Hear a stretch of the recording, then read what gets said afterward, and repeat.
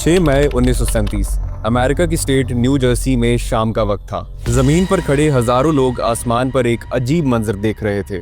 एक बड़ा जहाज जिसके ना पर हैं और ना किसी प्रोपेलर की आवाज हवा में तैर रहा था, बिल्कुल किसी हवाई कश्ती की तरह। ये था हिंडनबर्ग एयरशिप। इसका सफर यूरोप से शुरू हुआ था और अब वो अपनी मंजिल पर पहुंचने वाला था। वो लैंडिंग के लिए नीचे की तरफ आ रहा था, लेकिन फिर अचानक इस जहाज के पिछले हिस्से में एक चिंगारी उठती है। देखते ही देखते वो चिंगारी एक आग का गोला बन जाती है। पूरा जहाज आग की लपेट में आ जाता है और सिर्फ 34 सेकंड्स में जलकर जमीन पर गिर जाता है। नीचे खड़े लोगों की खुशी एक ही पल में खौफ और चीखों में बदल जाती है। 1930s में एयरशिप्स का सफर सबसे लग्जरियस और सेफेस्ट तरीन माना जाता था, लेकिन आज हमें एक भी एयरशिप देखने को नहीं मिलती। तो आखिर इस एक हादसे ने पूरी दुनिया से एयरशिप्स का दौर कैसे खत्म कर दिया, आए समझने की कोशिश करते हैं। Hindenburg airship disaster.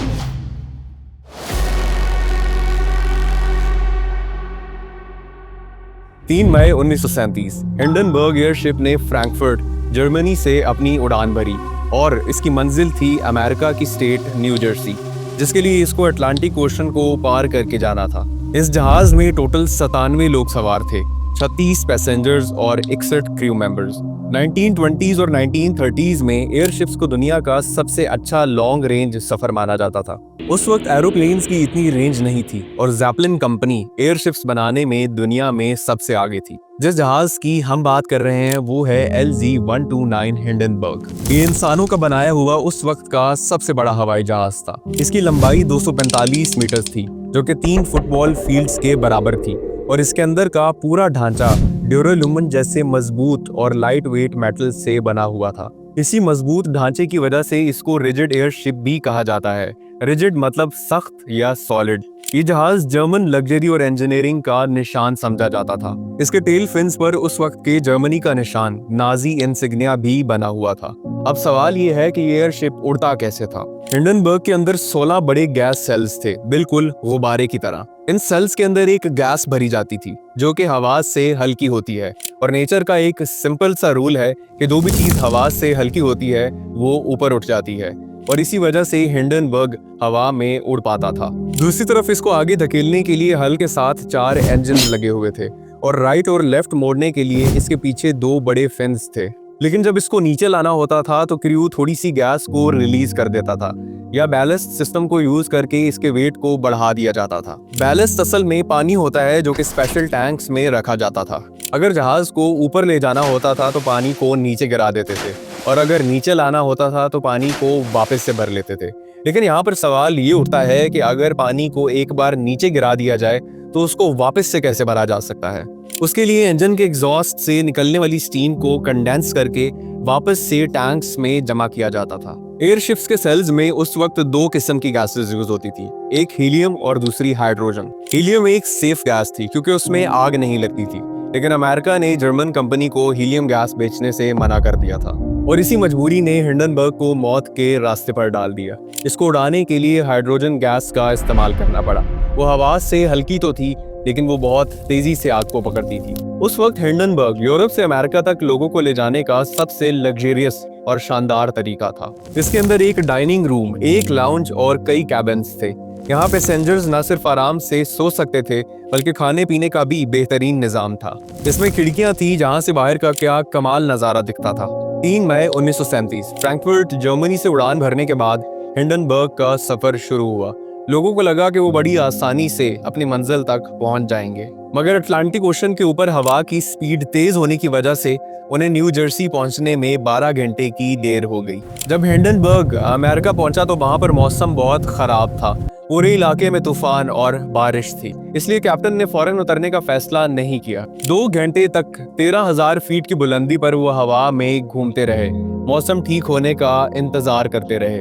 आखिरकार 6 मई शाम 7 बजे मौसम कुछ बेहतर हुआ और उन्होंने उतरने की तैयारी शुरू की।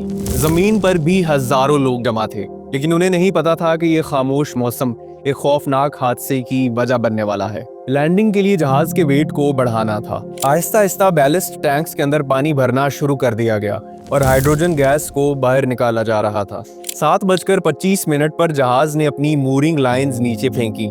ये रस्सियां जमीन पर मौजूद क्रू मेंबर्स ने पकड़ ली ताकि ग्राउंड क्रू उन्हें पकड़कर जहाज को उतारने में मदद कर सके। बारिश की वजह से ये रस्सियां गीली थी और रस्सियां गीली होने की वजह से जहाज के मेटल फ्रेम पर स्टैटिक इलेक्ट्रिसिटी पैदा हो गई। जमीन पर खड़े कुछ लोगों ने बताया कि उन्होंने जहाज के पिछले हिस्से में कपड़े को फड़फड़ाते देखा, जैसे कोई गैस अंदर से लीक कर रही हो। जहाज के क्रू ने भी महसूस किया कि जहाज का पिछला हिस्सा वजनी हो रहा है। तभी अचानक जहाज के पिछले हिस्से में एक छोटी सी आग दिखाई दी।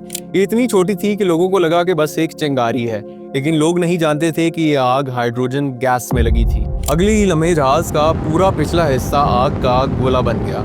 आग इतनी तेज थी कि वो आगे की तरफ बढ़ती गई और पूरे जहाज को अपनी लपेट में ले लिया। सिर्फ 30 से 40 सेकंड्स में पूरा हिंडनबर्ग, जो कुछ देर पहले हवा में तैर रहा था, अब आग का गोला बनकर जमीन पर गिर रहा था।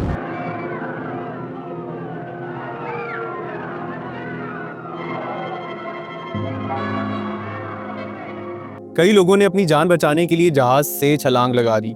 जमीन पर खड़े ग्राउंड क्रू मेंबर्स अपनी जान की परवाह किए बगैर जलते हुए जहाज की तरफ दौड़े।